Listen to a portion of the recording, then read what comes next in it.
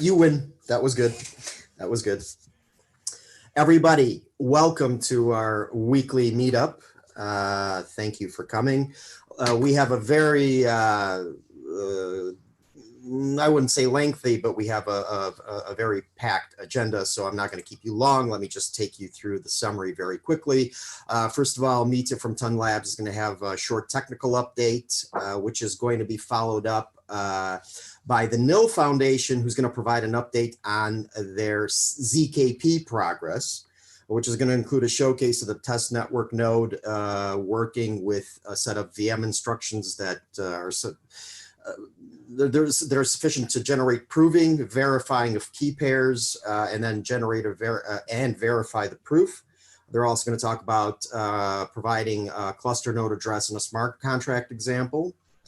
Followed by that, we're going to discuss token distribution for contest winners. I know we've been talking about it and talking about it and talking about it. We have some concrete information for you. So I know, look, guys, sorry it took as long as it has, but we're gonna cover that today, and everybody should be satisfied.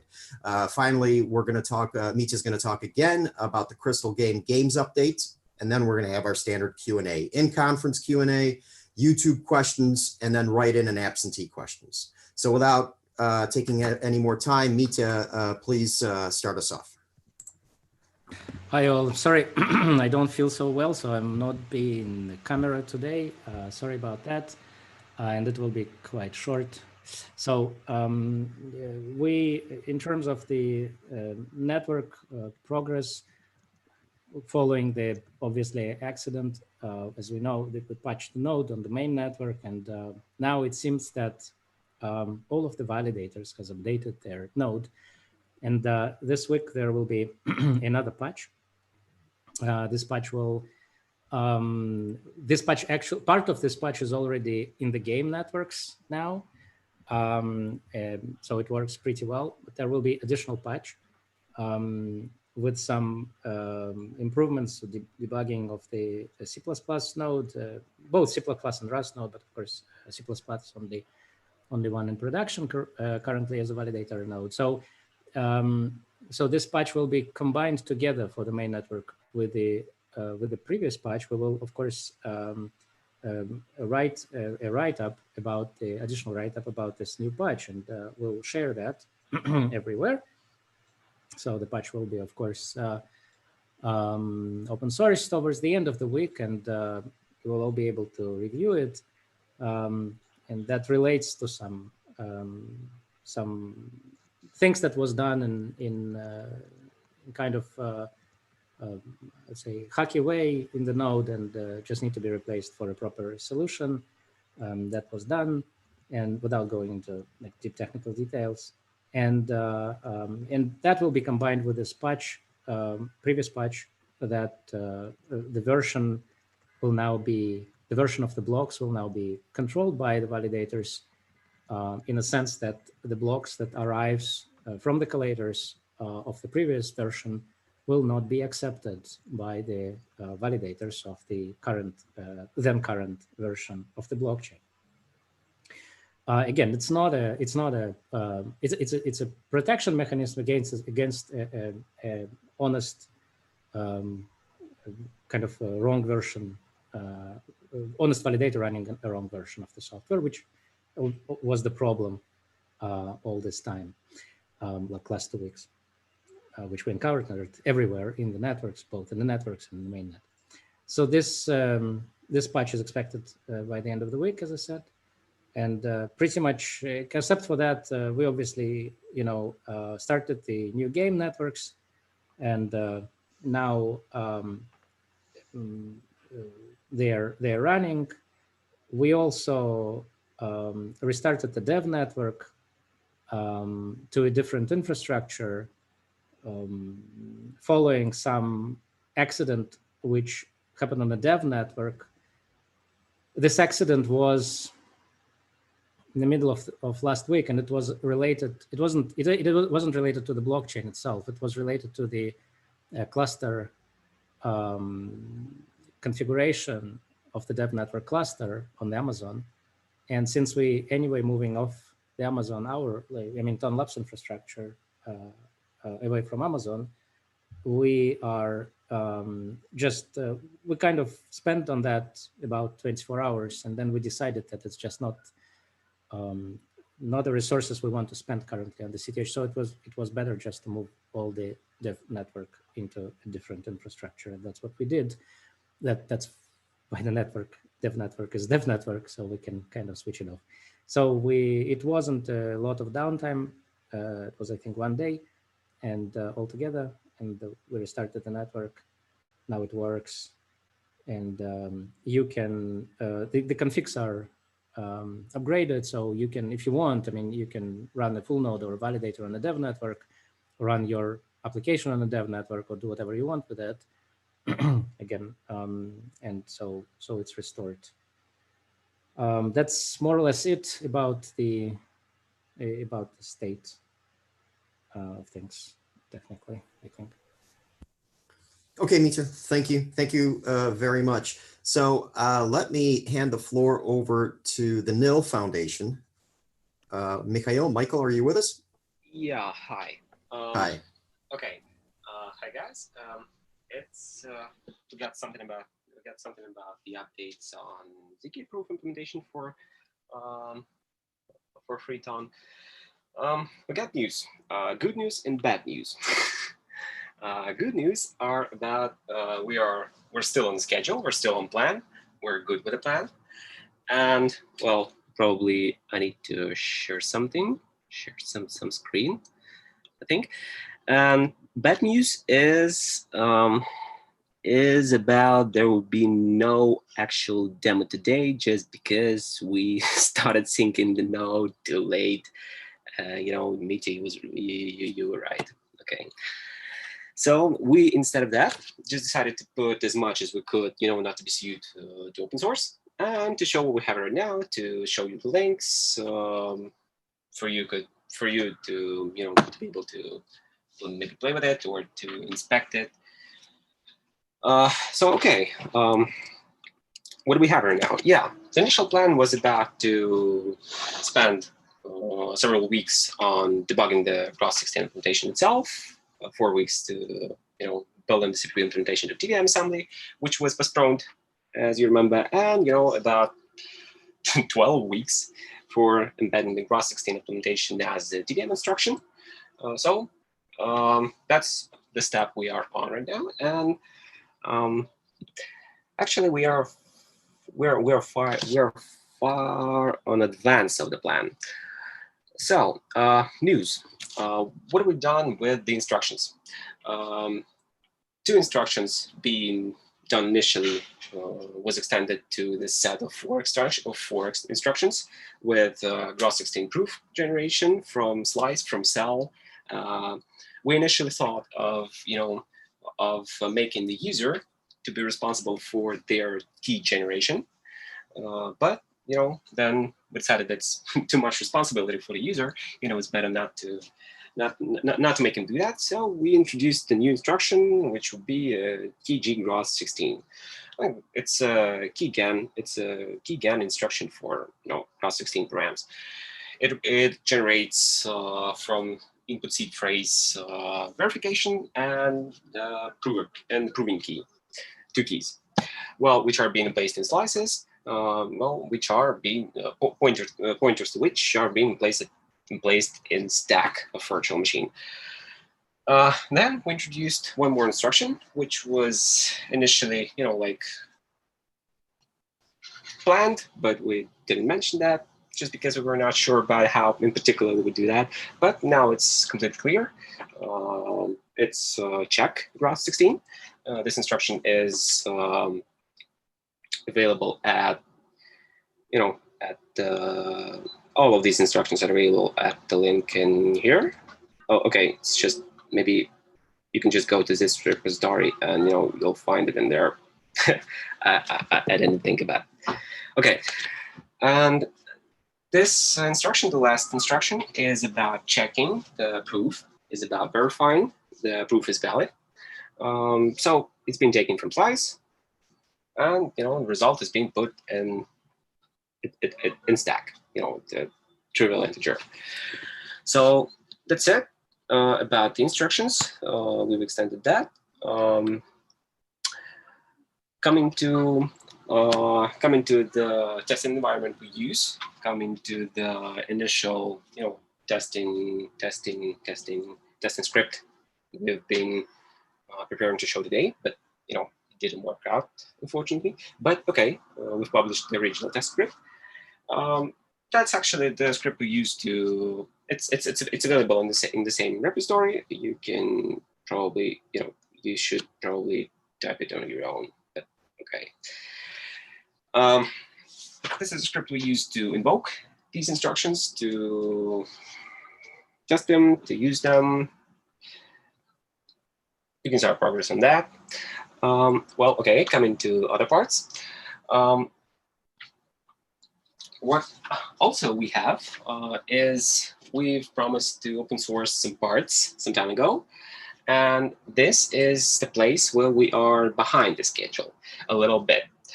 We're not open source right now fully yet, but we have open sourced one more module, which is now we have about a half of modules open source we use for the ZK implementation.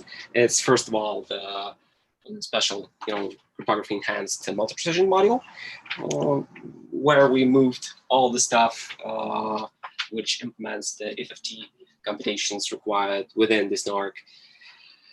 It's a pairing module, which is available in the same organization. You can take a look, probably. Well, yeah. And yeah. So yeah, those are two modules we have open sourced, newly open sourced.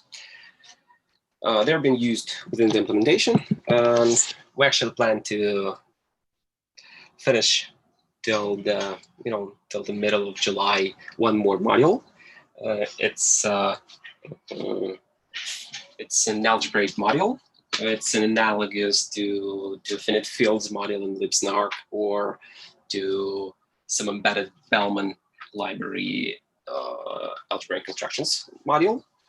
Well, we use it for the same things, to define the finite fields snark work on. And so you could see it as well. I believe till the 21st of July, we got a plan, which we intend to have this time. I believe till the 21st of July, there will be the ZK implementation available. And just because the integration into the node is already available, the part which integrates this library into the node is already available. So fourth week of July is something you can fully see the code. Well, that's the news. That's the news. We could probably visit some of maybe next week or a week after, calls, just with a synchronized node, just to show actually what we have, to sync it in time. I don't know if we also have to agree on some technical call, to synchronize the instruction set with Rust implementation. Mita, are we going to do this right now, or maybe later? Yeah, we can do it after the call. You just send us the the time which is suitable for you, and okay. we will be happy to coordinate with that. We also want to see how, I'm sure the SDK team would be glad to see how to integrate this also with the SDK, and as soon we have this picture is better, because obviously we don't use fifth inside the SDK. So, but we're ready to write anything that is needed for the SDK to support it. It's no problem at all. But it would be happy to kind of discuss that as well. You shouldn't worry about the fifth code just because we use it just to invoke the instructions. Yeah, I know. The simplest way. Of course. We just I think that what I'm saying is that we need to kind of integrate that in compilers and SDK Yeah, as agreed. well. So yeah, Agreed. so we just want to kind of discuss that. What's the best way to do this? Yeah. So okay, that's the news. Okay, Michael, Mikhail, whichever you prefer. Thank you very much for that. Appreciate it. Okay, let's move on to the next topic, which is token distribution for contest winners. So let me take that. All right, so I'm going to break this down into a few parts. I know there have been questions coming in. I think I'm going to answer a few of them now. So first and foremost, the votes were officially collected last night, midnight UTC time. Okay, some people were asking the question, why has the voting changed from what it was last week to what it was today? So the reality is this, all of the jurors made their decisions, but they weren't able to cast their votes because the network was paused. Without the network, there are no votes. When the network restarted, they were able to cast their votes. And like I said, they finalized last night. But now we actually have the final tally. So let me actually go ahead and share my screen. I think most of you already know where to go, but nevertheless, if you go to, okay, can everybody see? Yep. Okay, so if you actually go to freetown.org contests, right? And if you, oh, sorry. One sec.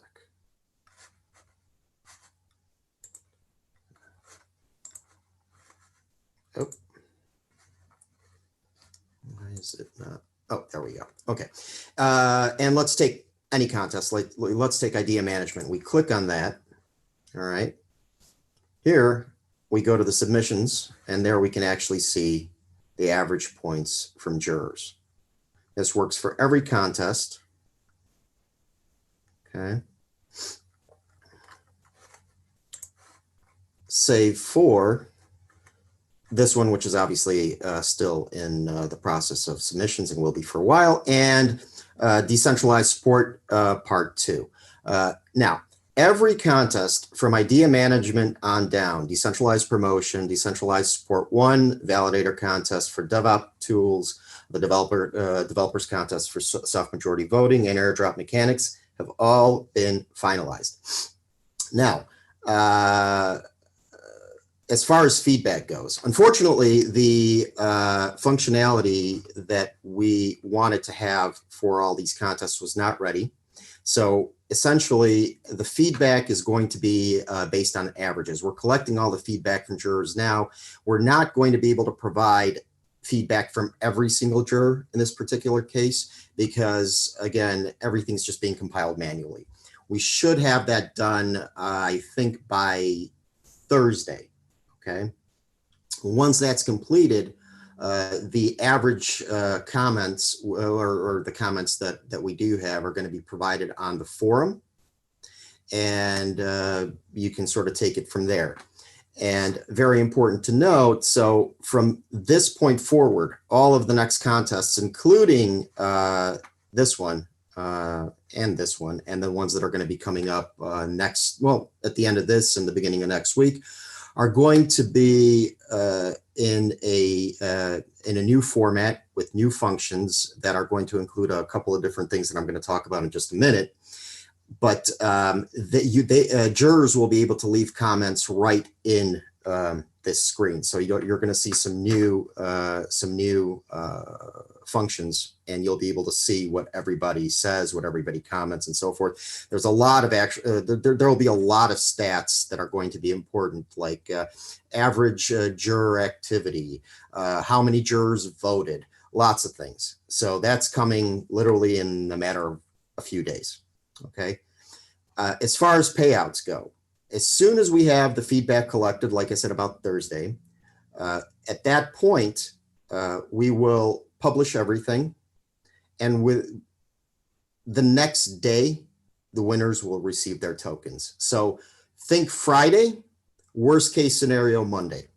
everybody who won is going to receive their tokens. I hope that makes everybody very happy. I'm going to stop sharing my screen now.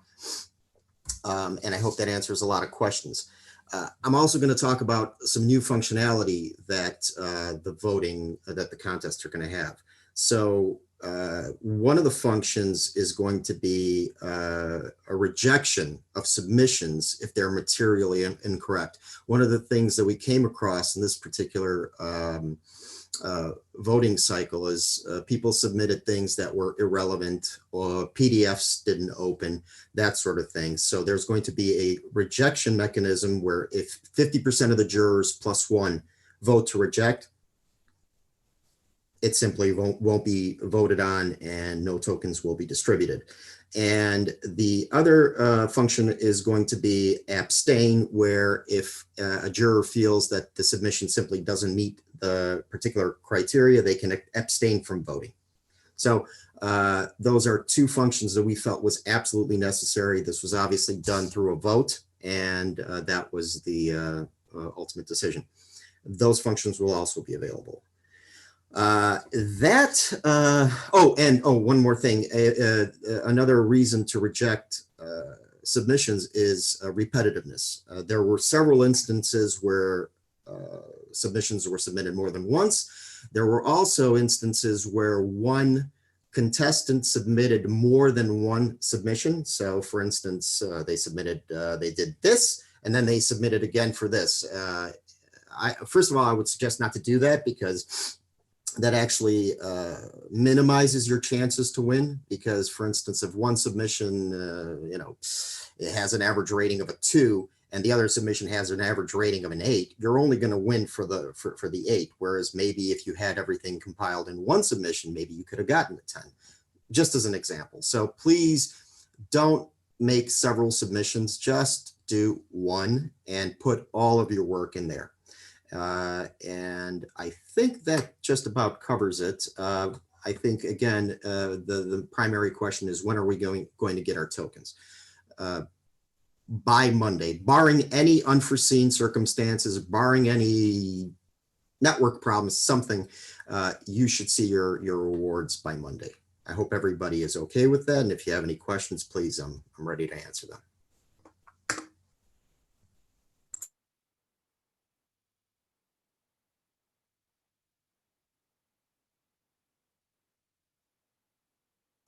I'll take that as a resounding no. Ron, is there an option to vote using the new interface, maybe in a couple of days? Because yes. Just looking at the results, I see that no submission was voted for by more than 4 jurors. There are several of those, yes. No, and not any. No number is has been divided by 5 or more. 4 even is rare, and Airlock Mechanics has exactly 1. Yeah, absolutely. And I have the contract ready, so basically in a couple of days we can test it and provide more representative metrics. That's right. That's absolutely right. So I hope everybody heard that. So look, baby steps, right? We had to do something. People have been waiting, people have been working, people have been submitting, and they've been getting very little back, except for us saying soon, soon, soon, soon, soon. So the decision was made by the collective group to basically just do everything manually now, so people can get their tokens, rather than waiting for the new functionality, waiting for the new interface, waiting for the new very cool features that are going to be there, and just say, look, guys, here we go. You're going to get your tokens. But moving forward, as Boris just pointed out, we are going to have, it's going to be a completely new interface. It's going to look different. It's going to have, like I said, it's cool. It's very, very cool. And every contest moving forward as of today is going to be with new features in the new interface. So it'll be very easy. It'll be smooth. It'll be so simple a child can use it. So thank you for being patient, by the way. Thank you. We know you guys are a little pissed off because of how long it took, but we're there. So thank you. Hey, there's a little question. Can I ask? Of course. it's not much a question, but a little concern about how transparent are instructions to submit the application, and it much more covers newcomers, because those who are long in a community, they know that you should generate the seed phrase and submit your make your submission with on a mainnet or somehow on a blockchain. But newcomers don't know it. It's not transparent. So it would be great if there were some instructions on how to make your submission for new community members. You're 100% right, and they're already done, and they will be up in the new interface. we took everything everything you guys said. Believe me, if you think we're not reading and if you think we're not discussing, we have fights, we scream at each other. Look, the whole community is the whole community. The validators are busy as hell. So if you can just imagine how 23 validators, besides the work that they have to do, they also have to take into account everything that's being said, everything we're telling them. And by the way, thank you guys all for being so patient with me, because I know I bother everybody 10 times a day. Yeah, you're right, and it's done. You'll see it in just a couple days. Thank you. You got it. Who else has a question? Ron, I wrote something in the chat, but probably you didn't mention it so far. It's not a question, but more or less it's a clarification.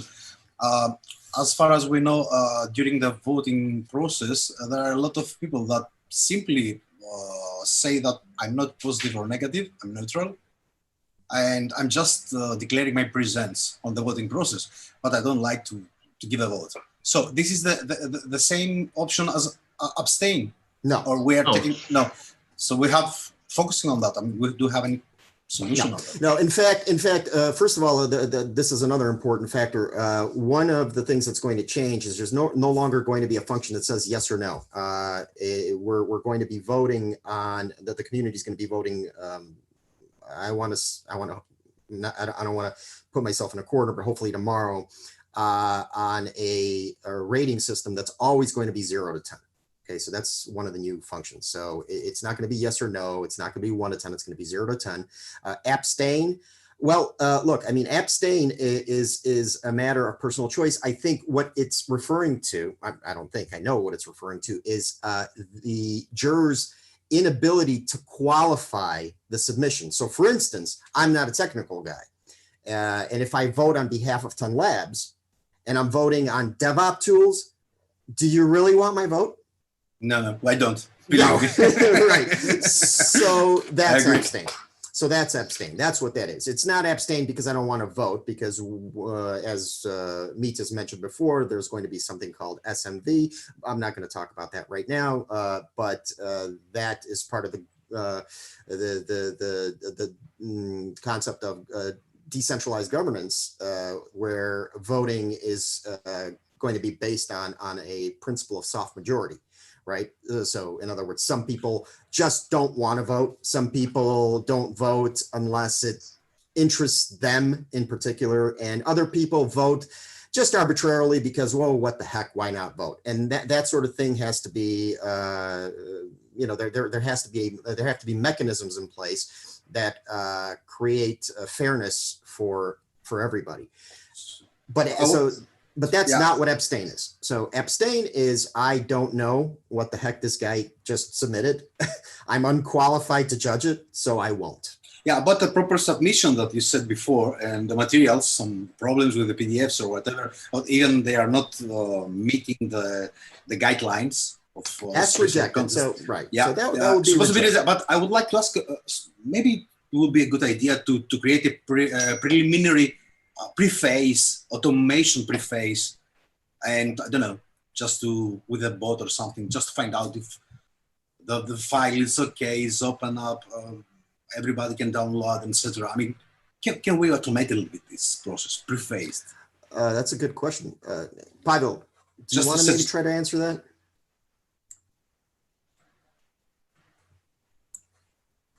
I want Pavel to answer that because that's a little bit more. Okay. Anyway, it's just an idea. No, that's fine. Everybody has ideas and Yeah, submit sure. them. It'll be taken into account. I mean, at this point, you know, anything that's rejected is based on the fact. For instance, I'm going to bring up examples, but I'm not going to name who they were. There was a submission that had absolutely nothing to do with the contest at all. Okay, Yeah. so that's automatically rejected. At least, if I were the juror, I would reject it because it doesn't fit. So this is why we have the two functions. So we have rejected and we have abstain. Abstain has nothing to do with the quality of the submission. It has to do with whether the submission is even worth considering, especially because jurors are taking this. This doesn't take 20 minutes. This doesn't take an hour. This takes hours. I mean, I know I spent at least, gosh. Yeah. Can I say something, Ron? Yeah. Yeah. So I think we have a problem, and this problem is not, you know, I think, you know, jury and everyone is trying to make this work as much as possible. The problem is that, of course, we just cannot rely on these mechanisms going forward.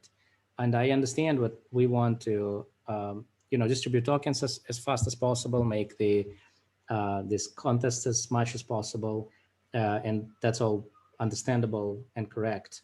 What is wrong about this is that what we see now is that despite the fact that jury may very well want to engage and do that, we need to extend this to the community as fast as possible, whole process.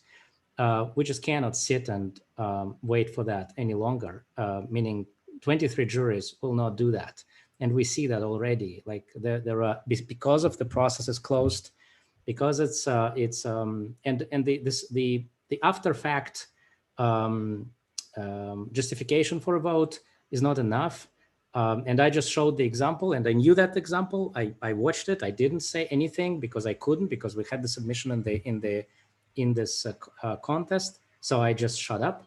And now, because it's you know, the voting is closed, I just say the winning contest is disqualification. In fact, it's just not answering the basic criteria for the contest as it was voted for. And the fact that juries missed it basically says that the whole process is too closed, and it cannot work like that. It must be open to the community as quickly as possible, and the community should be involved in this as much as possible and as soon as possible, meaning as soon in the process of the contest as possible. So I think that this is what our focus should be. Immediate focus as fast as possible, because otherwise we will just have this random, basically like random sorting. Sorry. I mean, I disagree. So I disagree with some points. I mean, I agree with the concept that, and actually it's not, I agree. That was the whole story from the very beginning, that we should have an open process and should be decentralized, and it should be inclusive for everyone, every token holder. What I disagree, that you now going deeper and deeper, saying that this is kind of random. No, I mean, it's not random. I mean, people did their best, and if you add more people, it doesn't mean that immediately it will become better. It could become even worse. Sorry, Pash, it's not about more people. It's about more discussion on every stage of the process. And it can become worse again. It takes time to settle down. It takes time people to be somehow grouped and somehow understand who is who. So I'm not. There are no magic. There are no magic solution. So I disagree saying like, yeah, let's stop now here and let's do something. That something can appear in 6 months. Should we stop contest right now? No. We made conclusions out of that experience. We included that reject. I mean, rejected. It's not automatic. As Ron said, 50 plus juries should vote for that, And again, it's subjective, but the whole story is subjective. It always will be subjective, because when we talking about people's decision, they will be subjective, and we add people, different people, just to try to make it average. But even in average, people can be subjective and can do something which can look as not objective. But okay, this is how the system works. What I think is the best solution right now, we should make contest simpler and more direct criteria to have. So because if we create some complex contest with some complex criteria to be judged, then we can get more random decision and more subjective decision. The more clear contest rules are, the more simple contests are, then the better quality of judgment we will have. This is it. If we did have a simpler criteria for SMV, how do you see that? The simpler criteria for SMV. Yes, but the question how is the simple criteria for slashing.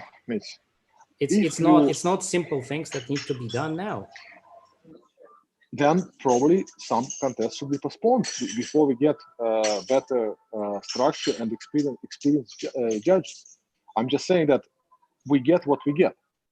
We shouldn't stop, and we should not stop just waiting for some magic solution. I'm not saying that we should wait for anything. I'm saying we should try to reach this as quickly as possible. That's what I said. Yes, but at the same time, since my projection is that first of all, any new governance current governance is governance 1.0. We will add some more features as on this set, and it will be like governance 1.1. So governance 2.0 will take some time, and it shouldn't be launched in a day or even a week. It should be launched in stages. So it means that we should do some experiments, try some contests, see how it works, how Jews voted, how people reacted.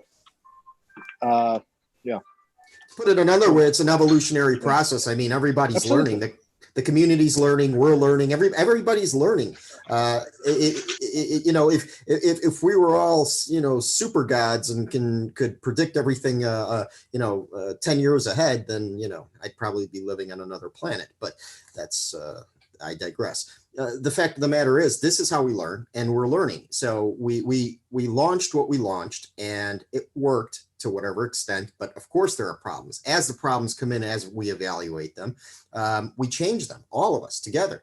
Now, the voting jury right now consists of part of the 23 initial validators. Of course, that's going to change. Of course, that's going to evolve.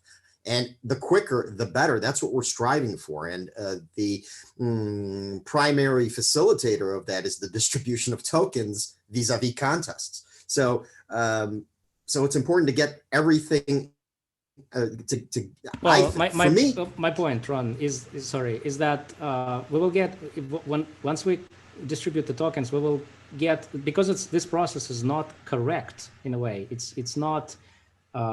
It should evolve, as you said and Pasha said, but I'm not sure if I hear that really, that we do understand that it needs to evolve, and it needs to evolve as fast as possible. Because if we distribute the tokens to more people, and more people will use the bad process will not becoming better, it will becoming worse.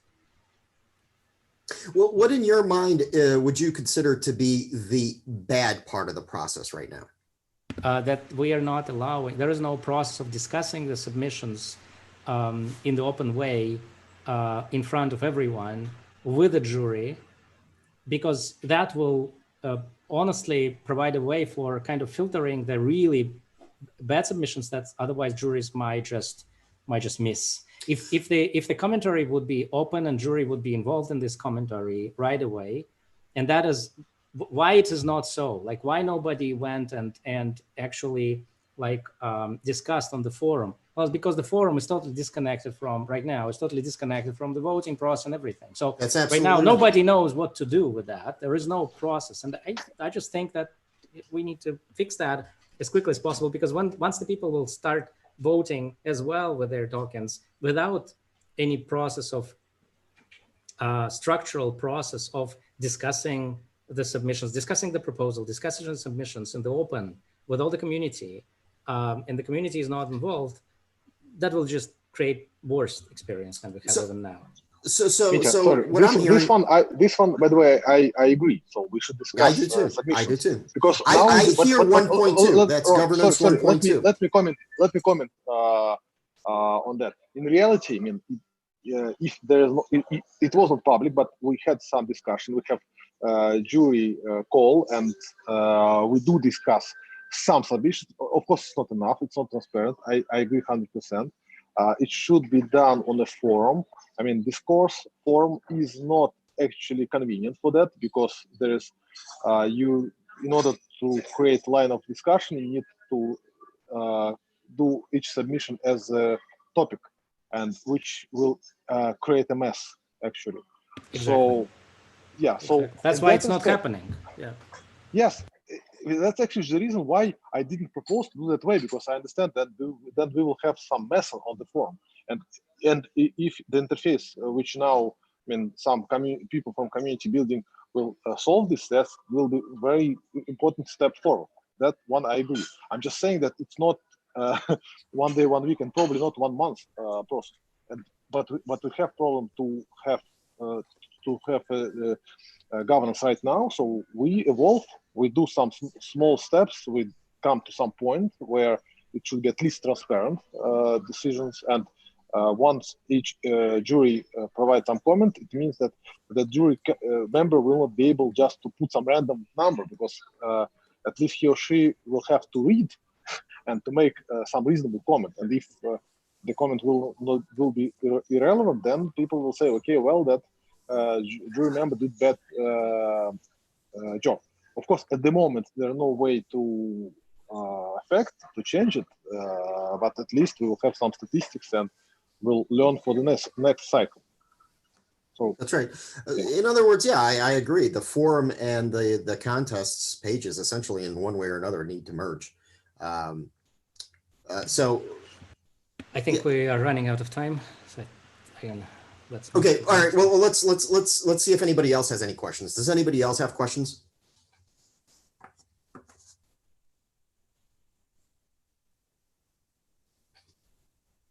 No? Are we sure? All right. So Mita, okay, so that's the update on contests and the update on, or excuse me, not all contests, the update on token payouts. So guys, all of you who've been waiting, you won't have to wait much longer. Thank you. Mita, the crystal game. Why me? The crystal games update. Well, it's not me. It's actually, I think, Sergey or oh, okay, Roman. all right, yeah. Sure who can take that? Sergey? I can only say about the load stuff.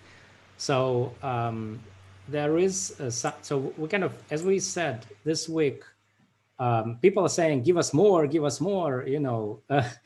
I mean, more load, guys. This if you go to the contest, you will see that this first week is not for heavy load, overload, or anything like that. Is just some load. Okay, so there was, we are putting some load on the network. It's not a lot, as basically was predicted. And this load is expected to continue for the rest of the week in one or another form. The load will be kind of in different forms. It will come and go, and so on. That will hopefully prepare some of you. You will see some metrics. You will understand, hopefully, as I said, what are the critical components when the load starts on the infrastructure. you will see. I mean, you already see that someone saying, "Oh, my CPU is not utilized enough." Exactly. So maybe there is not a CPU that is kind of first thing that will be overloaded, maybe. So you can drive some conclusions from that, I think, already. And this small load is accidental kind of load. And that is in preparation for the next week. This load is meaningless still, meaning that we're not, it's just accidental load. And by the way, this is total valid load. Like these transactions can happen in the live network all the time, and that will be exactly like this. More or less, I mean, again, okay, so I'm not saying any quantification right now. Okay, so let's just leave it like that in an abstract, in the abstract load, okay? This may be the good name for that. Next week, we will provide you with some explanations of the load, and you will see the load, but you will also get some understanding of how this load is compared to the real life, okay? And you maybe will be surprised. So, but this week is just like that. So enjoy it while you can. So that's everything I want to say about load. And No, it's a smart contract load. It's not really random. It's a simulation of a tightly coupled community of several people, which but they join the community. They start. Yeah, Boris, but I just didn't want that to actually to provide a justification, as I said. There is a justification for that, but we will explain that next round. So next round, we will actually explain the justification for the load, what is simulating, and you will see some more very interesting stuff. But this week, we just let's put it as a random load, okay? Category like that. I think so. Sorry, Boris, to cut you off. I just say let's not name it for now. But there is a sense. It's not simply just a stress test. It's more interesting than that.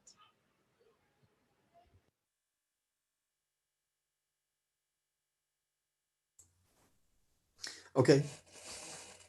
There is some technicality problem on game 2. Is it, Sergey? 1, sorry, game 1.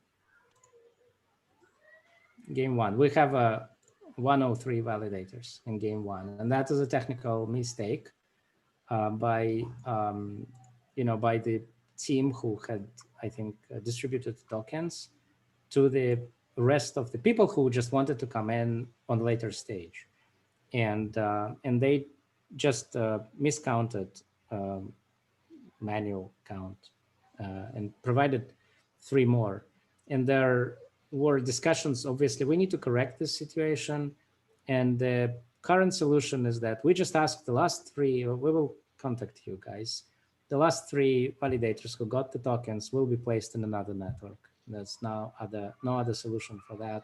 I mean, we don't want to kind of, it's not fair right now because obviously there is 100 sets of probably random, like some of you will be randomly excluded from the set of the game. And that's not the intention. So we just ask 3 last validators who received the tokens to return them to us, and we will give you instead the tokens in another network where still there are places. So that's kind of a solution right now.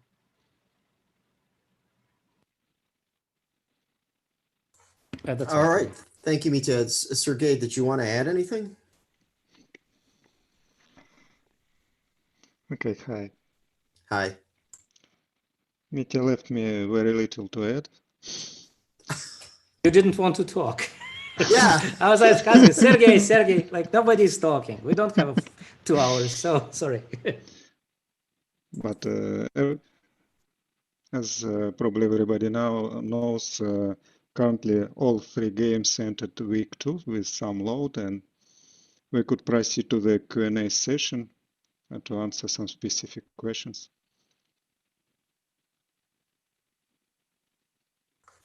Okay. Who has questions regarding the games? I have a little one. We can remember that when games was launched first time, we had some random distribution on the leaderboard, and now when this, as you said, random load was started after the noon today, we have so much more stability in the leaderboard. So for example, our validator is like in top 10, and it doesn't move above the 20 or 30 number, and it so as it was in game when it was launched at first time. Why does it happen?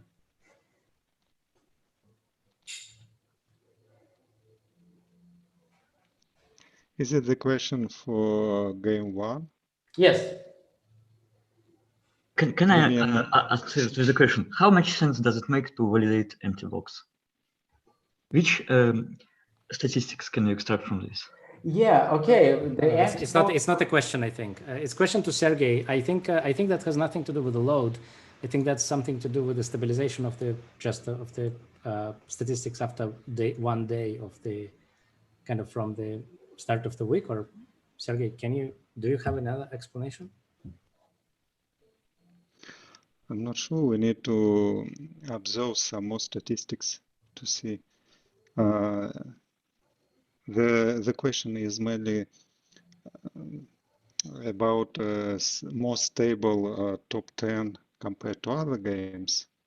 No, more what? stable top 10 compared to week before, for example. Well, if you think about that, the load, any load, would provide a kind of if you have a better validator in a way, like better, I don't know, network or topology, hardware specs, whatever, more load we put, less random it will be. Okay. Right? It's quite obvious. And if you're performing better, then you want to load. And so without load, it's more or less random because there are the blocks are very, like there are not a lot of shard blocks. so your node is not that involved in the process of getting shard blocks into the master block, and the master block is not a lot of transaction in it to validate. So without load, yeah, everyone will more or less sign the same amount of blocks.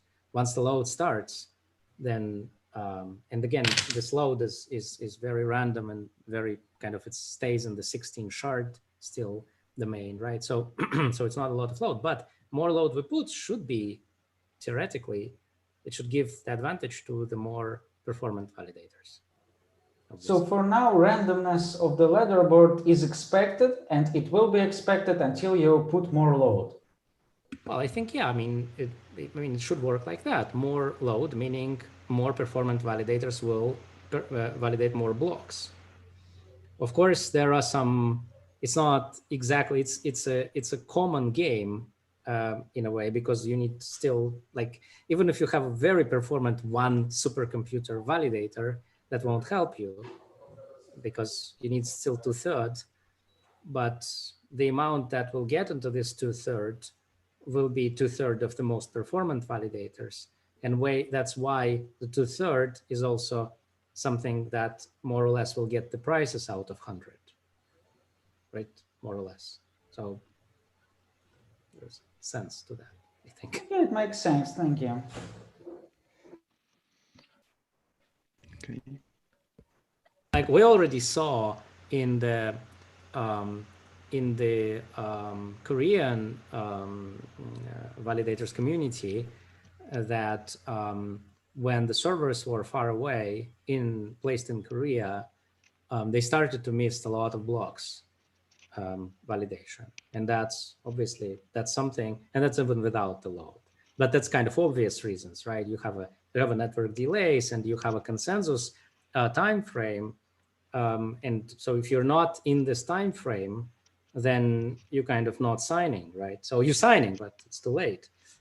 So it also consensus depends on, already reached. on what validators were chosen for this like consensus round and where are they placed.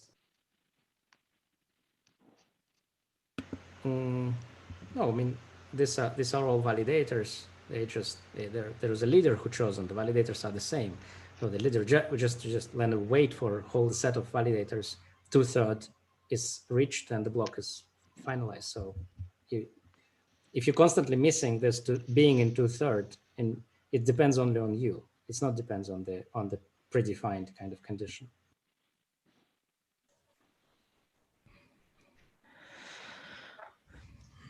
Hello guys, I want to send one question. Yesterday, Tone blockchain was updated, but by Telegram team. Does anybody know about these updates? Yes, of course.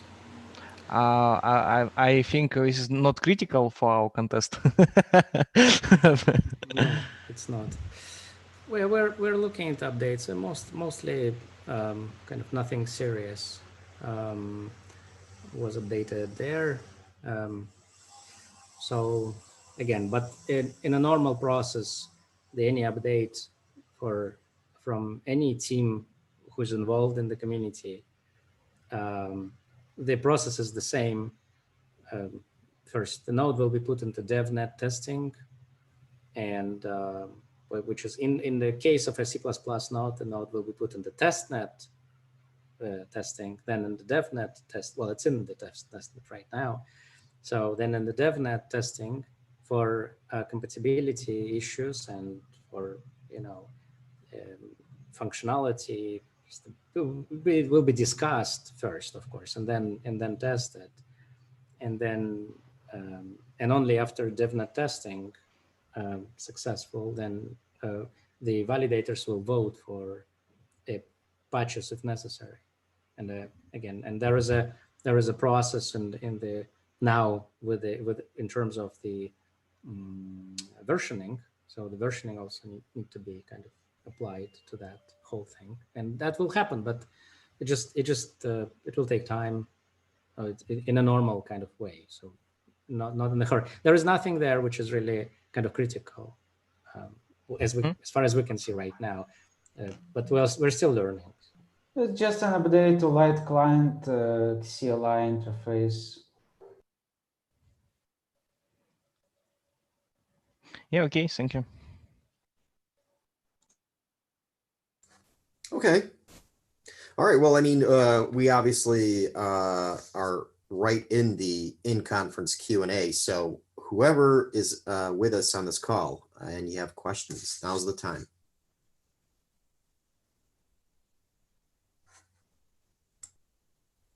I'm going to start picking you guys out one by one. I'm kidding.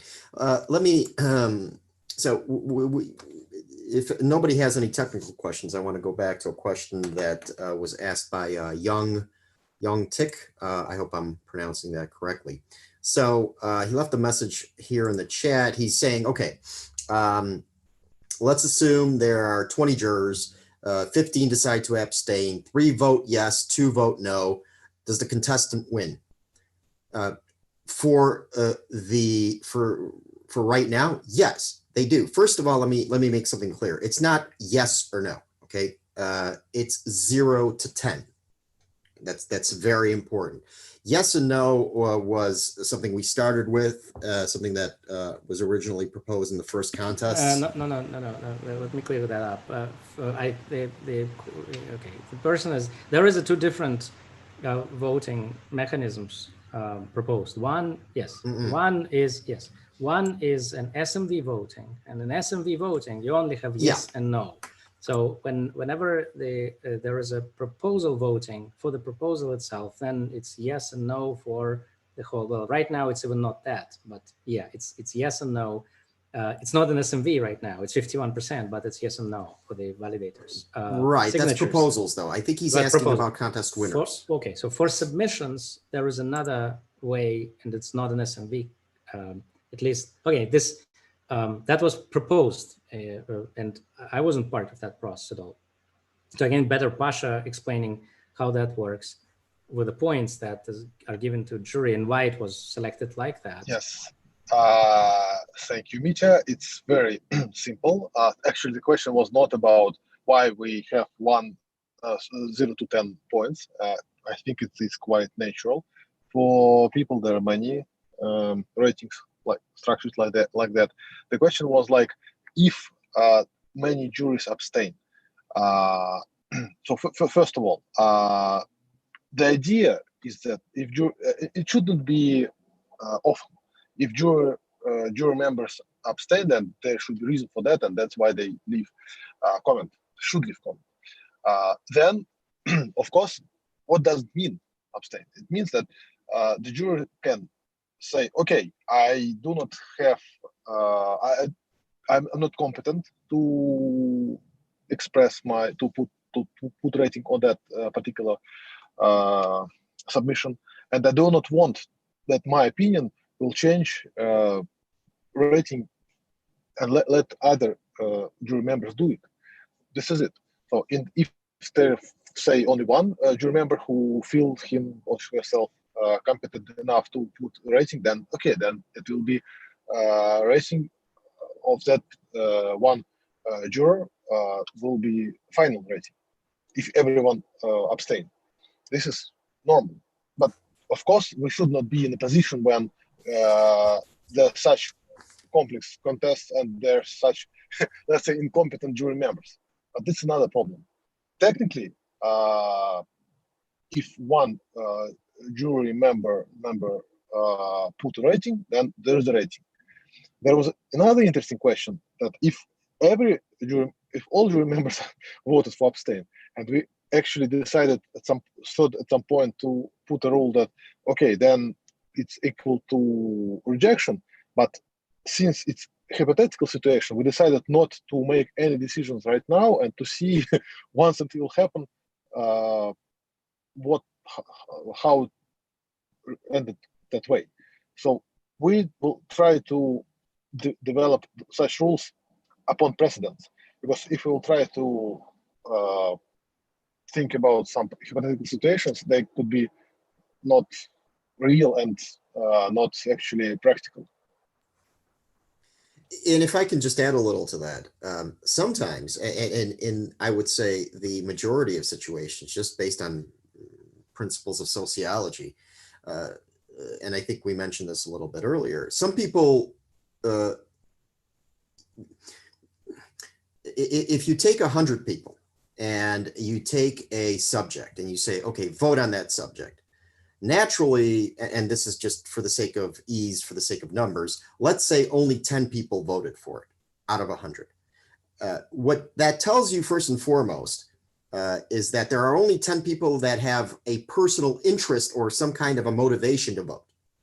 So if 10 people voted and 6 of the 10 voted yes, for instance, and 4 voted no, is that consensus? It's not as good a consensus as if 60,000 and 40,000 voted, which is what what the idea is. That's what decentralization is. But at the start, is that enough? Yes, it is, because that means 10 people were interested, 6 said yes, 4 said no. Is that a consensus? In my view, that's a consensus, because there were only 10 people who even cared. Well, there should be some quorum definition for each voting. Yeah, Ron, you actually a little bit expressed another idea, because the idea which you described, actually, it's idea about quorum. We, SMV voting has a different rule. It says that there is, like, say, dynamic quorum. If you put on the screen right now from our side. Yeah, just talking about minimal quorum. Yeah, but it's not about a quorum at all. Actually, what matters is difference between yes and no. So in SMB, if 10% say yes and nobody say no, then this decision is passed. But if like 10% said yes and 2% said no, and the difference is 8%, then this decision didn't pass. And it is not about because 10 is it's not because the difference between it's not because the 10 is like not that significant compared to 2. It implements the idea that if there is some disagreement inside the community, if there are people who voted no, then more people should say yes. And SMB concept, there is a line, which is, I mean, the easiest way is just to show on the screen. But everyone can go to Freeton website and see in Declaration of Decentralization that graphic. So, Ron, you actually expressed the right idea, but it's not. We do not want to have quorum concept. We decided to have that dynamic difference. So That's fine. That's the way I saw it. I understand. Yeah. So and of course, I'm just sharing the screen. So you can see that on Freeton as well. You can see how it works. And there are, of course, simple majority approval. There are super majority approval. So there are some variables that you can apply to this, but the general principle, as Pash said. And what is also important is it is flexible. So you can amend. You can move that line from bottom to up to top for more important decisions. For example, if there is voting for proposal with more tokens to distribute, then we can demand not 10% difference, but 15% difference, and go up to 33% difference. Oh, okay. If I move that line, depending on the contest, that's what I wanted, like intuitively. Actually, let me add another perspective on abstain vote. For me, it's not about voting, but it's about spotting really, really interesting things, which just don't belong to any particular category. Just think of it. If a juror, supposedly one of the most competent people in this area, says he or she is not qualified to assess this, it must be something really interesting, right? If it was something random, it would be just rejected. But it is something not accessible by a really competent person. And with the tone, we are going to have many great ideas which we don't want to miss. So when I look at contest results, the first thing I would be examining as abstain votes. Yeah, sure. I mean, it should be rare. I mean, there not should be much as abstain votes, but at the same time, you do not know what people can bring, and it is fair position. I mean, it's better for a juror say, I don't understand this. Let me abstain, not vote to put any rating, rather than do some random rating. That's actually, I think it's good position, and we just decided to have such option and to see how it will work going forward. Yeah, I also just want to underscore, I think we spent a lot of time talking about abstaining, like almost to the extent where it almost seems like a lot of people, like, you know, that they're it's an option, the same way that any questionnaire has an option to just say, okay, other, just to not deal with it. I think I agree with Pavel here in that I don't believe, I think the abstain option is going to be used very infrequently. That's just my own personal prediction, not to mention the fact that jurors have a vested interest in voting because there are tokens that are distributed for their participation, doing their civic duty. Right? I mean, they're not doing it for free. They're not, providing their time involuntarily. There are rewards for this. So I think that's motivation, at least just enough that if they do have an opinion and they do decide, that they're qualified to cast a vote, they will. So I don't particularly expect that the abstain option is going to be used very frequently, but if it is, that's of course something we're going to have to deal with. That's something we're going to have to put up to the community for voting and for deciding how do we deal with it. That's what I think.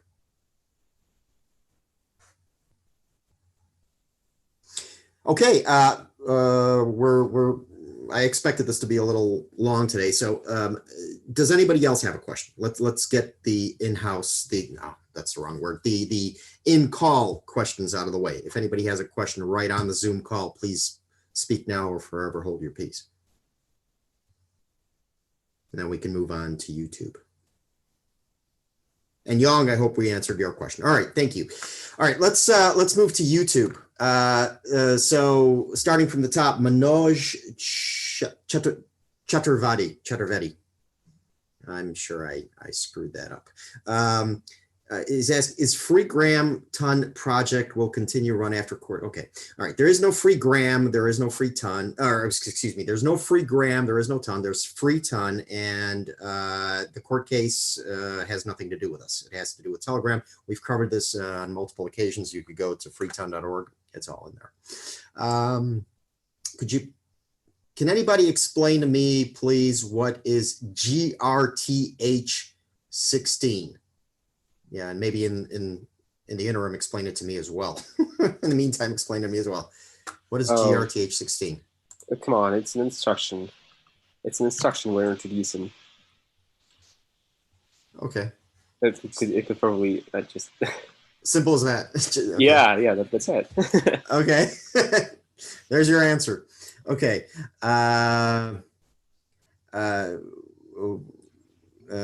Michael can probably, I don't know, share some link about the growth. Oh, that could be done actually. I mean, there is any public documentation somewhere? Of course. Let me dig it up. Perfect. Thanks. All right. Then there's while Michael's doing that, I'll ask the next question. What is the issue, or what issues are you having with jurisdictions? And what about extra territoriality? I don't think that's a word, but I'm just translating it here. I don't understand the question. Does anybody else?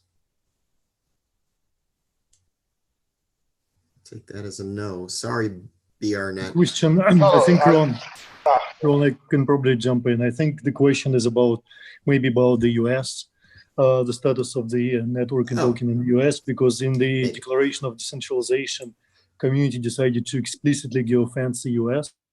It's done for a simple reason. There is a certain legacy, very small, but a certain legacy from the Telegram SEC court case, because the part of the code is based on the Telegram code.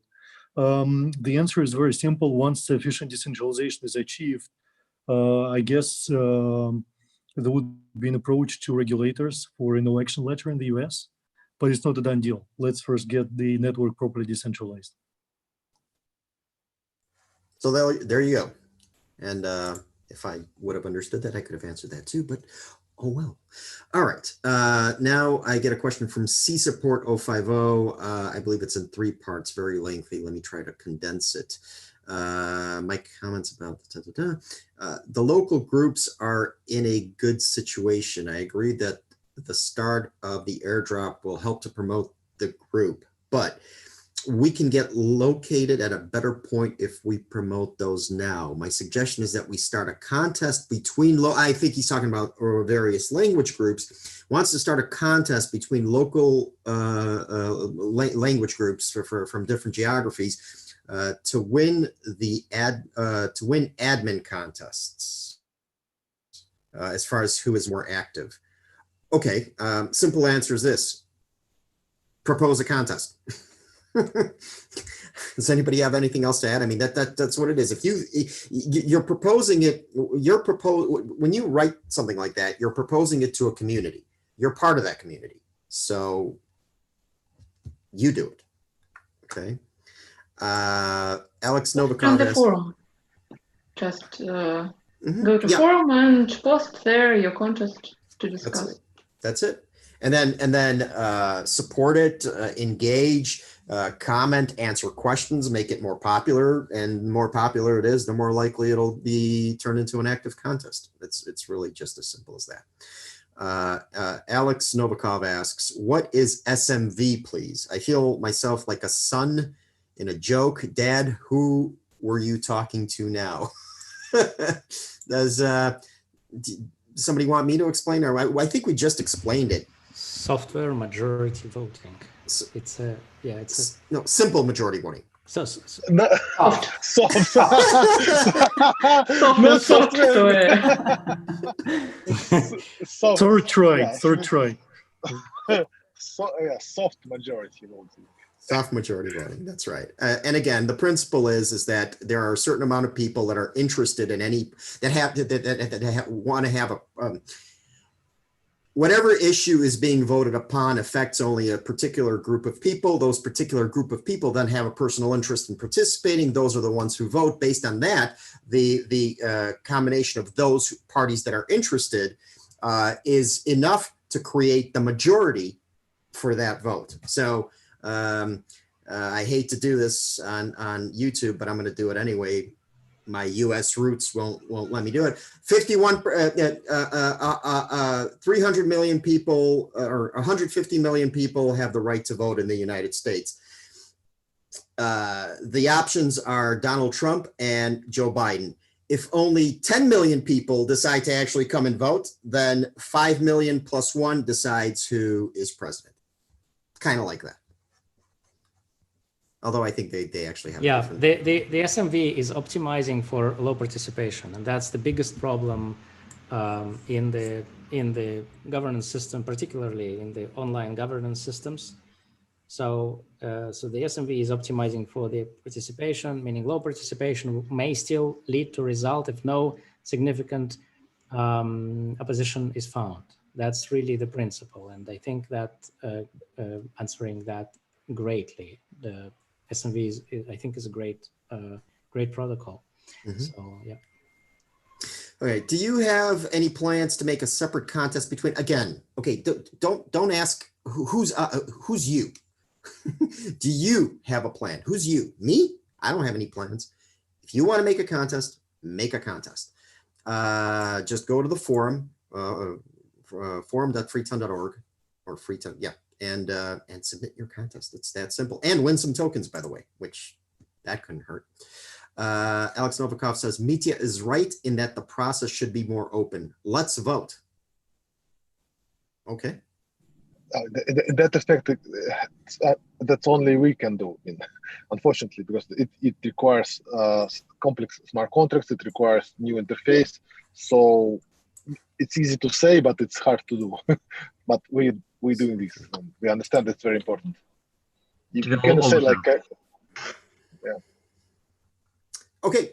I think sorry, clicked on something incorrectly here. All right. Let me just check the chat here.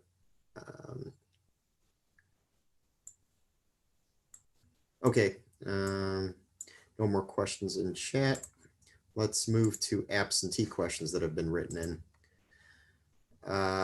The first question from Roman Nguyen comes, it's in relation to what we talked about, what I talked about earlier regarding contest results. He's asking essentially, why did the contest results change from last week to this week? He was under the impression that all of the jury had voted and the results were final, and yet he realized that last night they changed. And again, just to reiterate, and so whoever wasn't on the call can be aware, the juries made their decisions, but they were not able to actually go in and physically vote because the network was paused.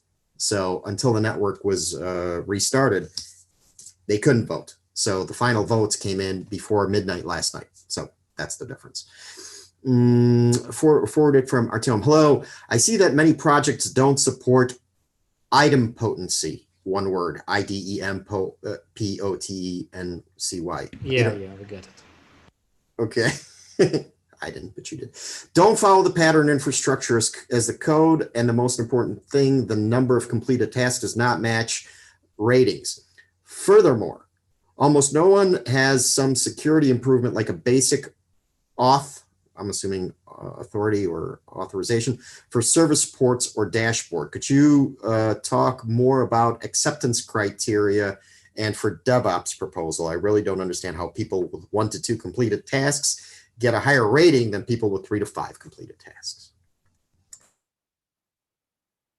Well, I can only say for us, like how we voted on that. We made a table, and we will provide this into the forum. And I think that's why I think that the kind of voting comments still need to be provided on the forum past the voting. So now, more or less, this week, and we just made a table, and we provided, like, I think 5 criteria for the submissions, and then we kind of made our mind about each of them, so we can share the table and with some commentary about why we think that way. So, and yeah, so you can see it's a complex thing to judge these things. It's not so, for example, one can provide just very kind of useful and very well done scripts for some part of the contest, which are kind of great and super useful. And one can provide everything, but not in the best way. Kind of, you have flows in here and there and in all of them. So, I mean, for us to provide a smaller set, but then it's just a general thing. So that's one of the reasons why it could be the case that it got more, like, because people like kind of using this solution, for example, even if it's just 1 or 2 criteria, but it's so super useful. Everyone uses it, for example, and then it's getting more votes. Kind of understandable, I think. Okay. I hope that answers your question. Let's see what we have next. Question on the validators competition. How will the top 300 rankings be considered? After all, game 1 does not have the first week, and therefore the participants of game 1 did not receive points for the first week, in parentheses up to 10 points. There will be a separate rating for game 1, and you need to get into the top 75 of game 1, question mark, or rather, do you need to get into the top 75 of game 1? And for the remaining 3 groups in the top 225, how about them?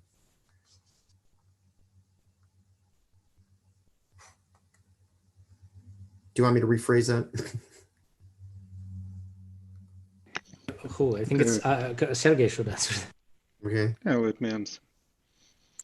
What have been decided after we split the Crystal game into 4 games, that the winners will be decided in each game on the criteria described in the contest description. So it's 35% of the average rating points in each game. And the rating points will be counted in each game separately, and for the game 2 we have no rating points for the week 1. So basically there will be 3 weeks of the game with points for game 1, and the scale, all other games will be judged on the 100 rating point scale, and game 1 will be different from other game, that it will be judged on the 90 point scale. That's the only difference, but it doesn't prevent us to have winners of game 1 just on a different scale.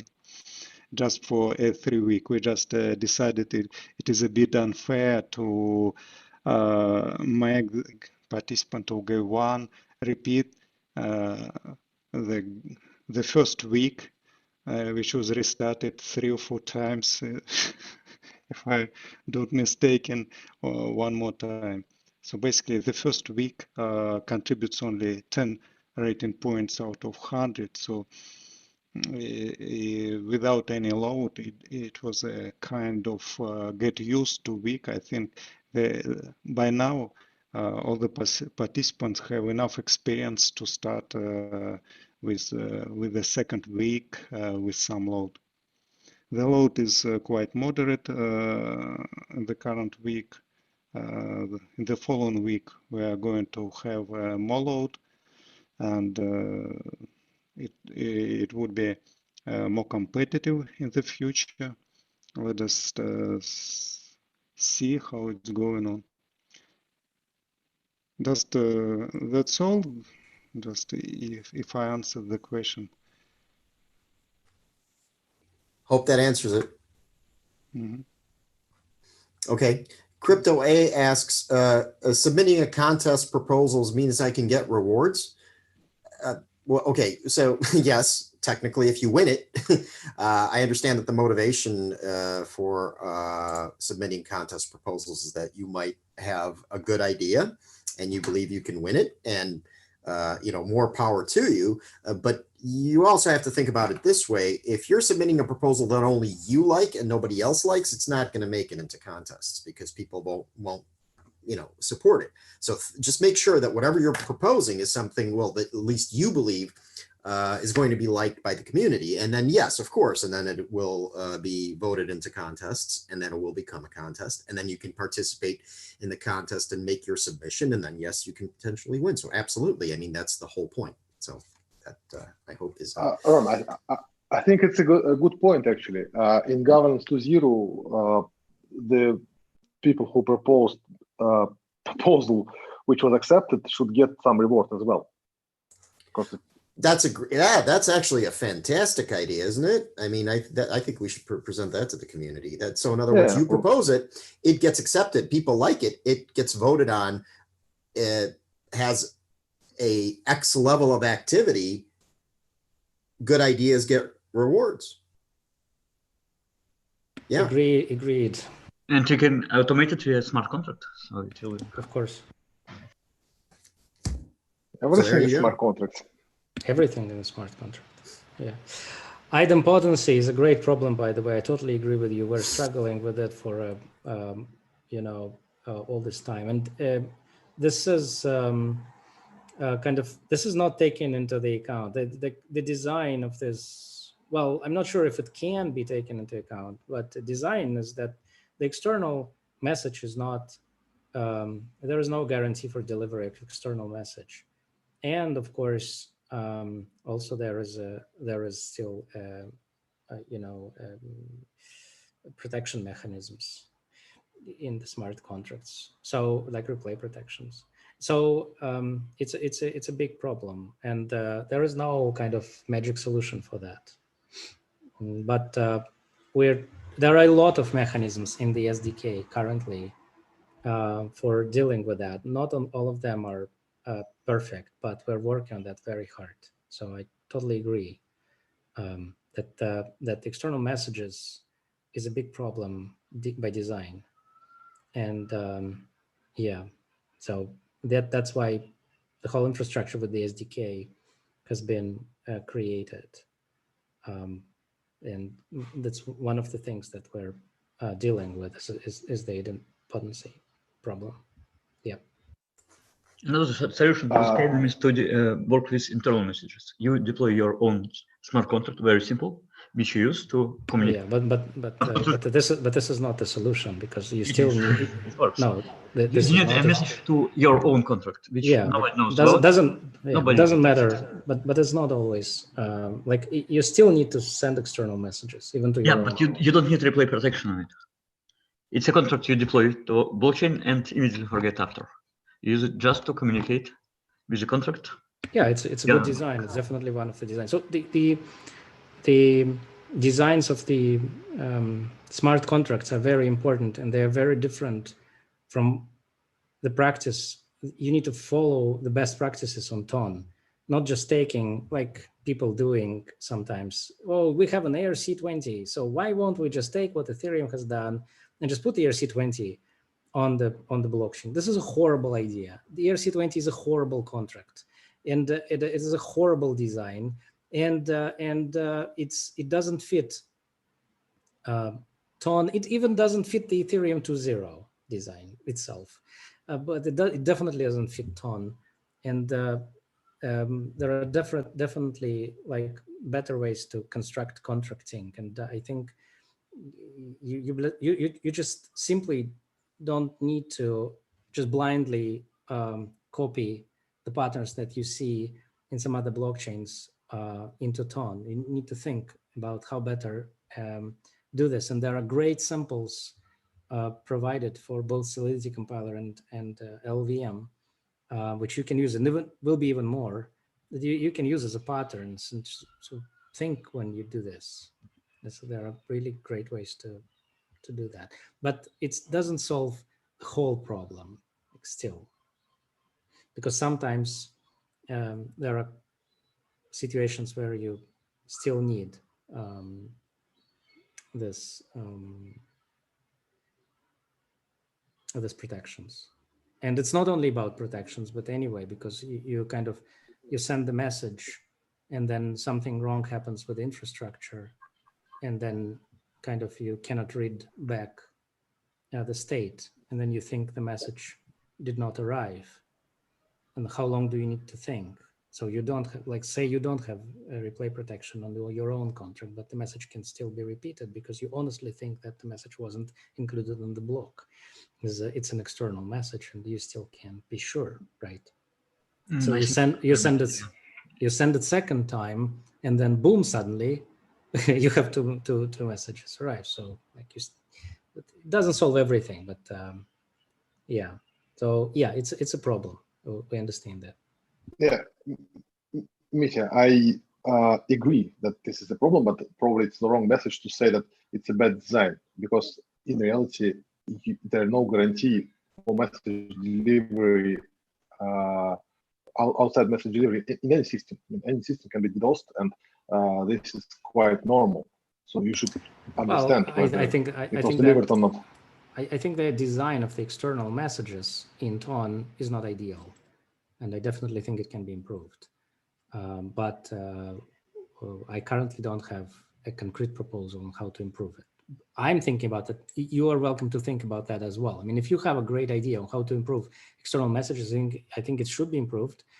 And just take into account all these things like replay protection mechanisms and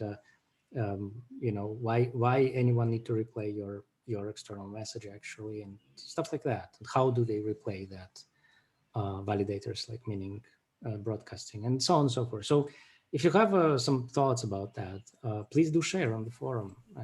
Happy to take a discussion on that. Thanks. Mitya, as you correctly pointed out earlier, they are extremely inconvenient by design. Nikolai wanted to make a focus on internal messages, and he didn't really have a good idea how to do it, so he made extremely inconvenient the usage of external messages. Yes, but that's the way to protect the blockchain. Yeah, but boy, it's extremely hard to protect. I understand, but you still need to send an external message, otherwise it will be a system. There is a way to improve it. It's external message address, which is guaranteed not to be touched by blockchain.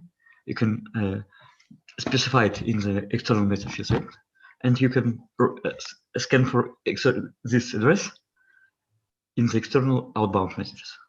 That's the only way to improve it, because other ways are not really accessible, because they just don't have any other means in TLB for external messages. And external addresses are in there and should be used. That's a good thing. Guys, I think I more or less understand what you're talking about, but I think it's the wrong place to discuss. I totally agree. See, this is what a good question does, and that's good.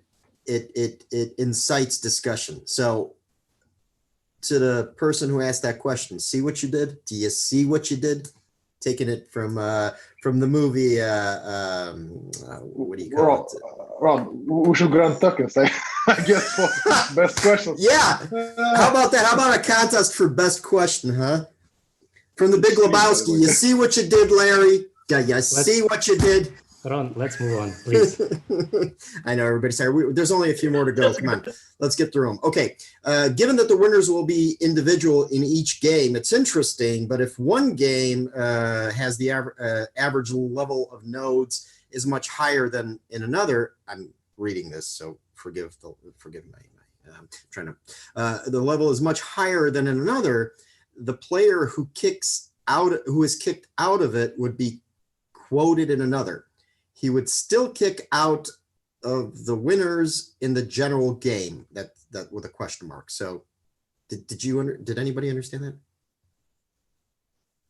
Given that the winners will be individual in each game, it's interesting, but if one game, the average level of nodes is much higher than in another, and the player who is kicked... It's not higher, it's more or less the same, as you can see. So why we need to think about this theoretical question? There's your answer. All right. Please comment on why there are 103 validators in game 1 on the second competitive validation cycle. That's part 1. Part 2. Explained already.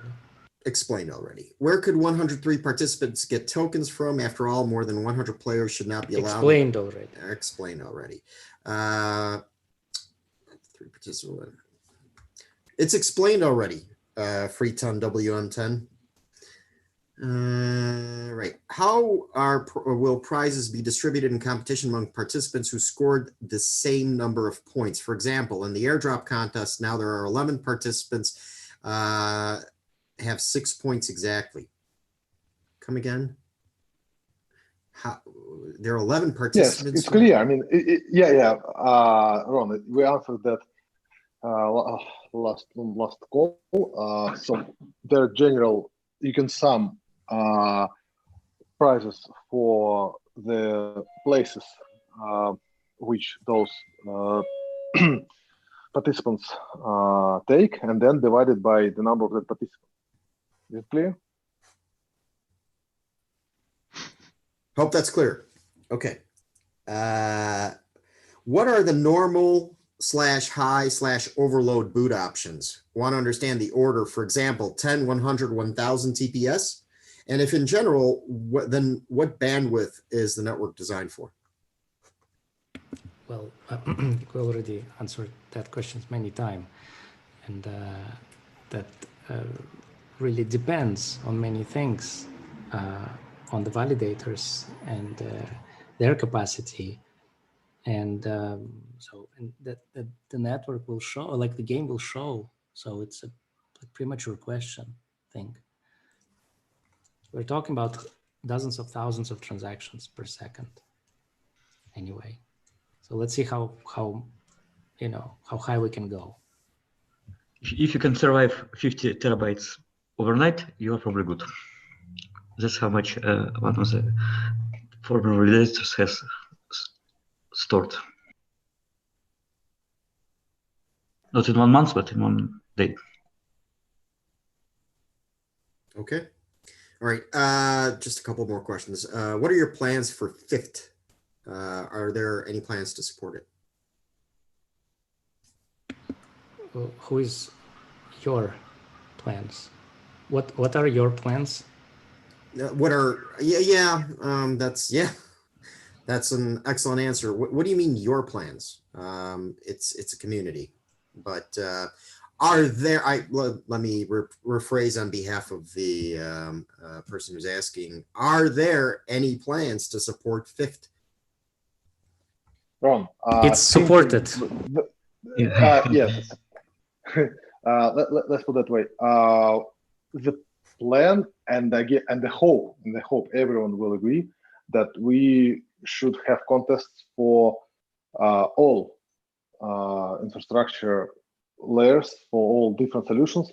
So we should somehow have contests for FIFT as well. I'm not sure how it will be structured, but I mean, you can propose it. And my personal opinion, again, it's my personal opinion that we should try to,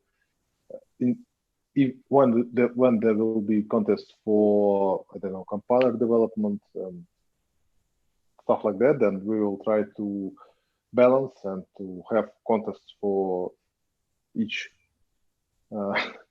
each compiler or each. Well, fifth is. Yeah, I don't think it's. Yes, it's great. I don't think it's something to do with the compilers, but it's. Yeah, if you work with the C++. It can be compiled, but not to its smart contract. If you're working like with the C++ node, and of course, I mean, you can use fifth right now. What's the problem? I mean, it's supported. If you want to write something in fifth, you can do that. And it will execute. So it's supported.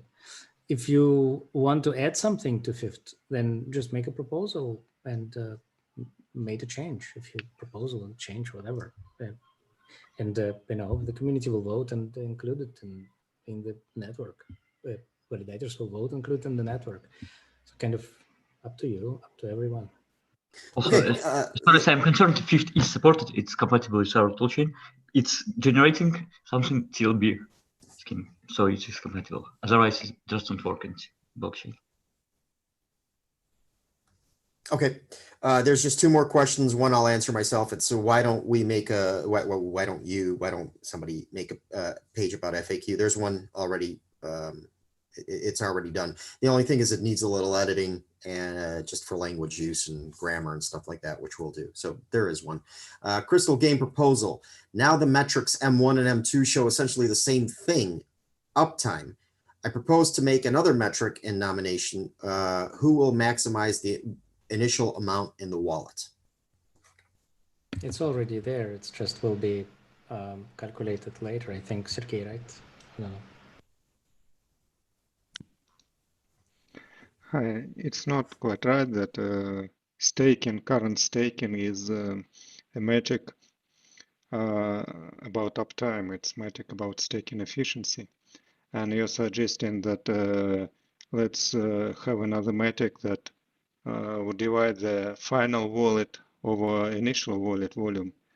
And it's a good idea. It's probably a better metric in my personal point of view than the staking metric we have now, but we can derive it directly from the blockchain. What the metric we currently have, we can just take from blockchain. Not all the information can be derived from blockchain. For example, you can't read some dictionaries of the electro contract to derive your stakes from there. Probably, if we wait some time, we could collect all the stakes to your wallet after the end. But in the end, it's the same as staking efficiency at the current metric too. It should be about the same, if I understand your question correctly. Because either we currently divide received over staked, and if we divide the final wallet over initial wallet, it reflects about the same what you earned over what you had in the beginning. What's the difference? Okay. Okay. All right. Listen, I got a couple of comments that, these podcasts are boring. I mean, I don't know, maybe next time clowns, ponies, rock and roll music, Metallica. Guys, this is, this is technology. People who come, are the ones who are interested. So we understand, but I think we covered a lot of information today. Very long podcast. If no one has any more questions, I think we're done for the day. Any comments from anyone? 5, 4, 3, 2, 1. Guys, thank you so much. Thank you, everybody. Thank you for your contributions, your questions. Please come every Tuesday, same time, same place. Sergey, did you have anything?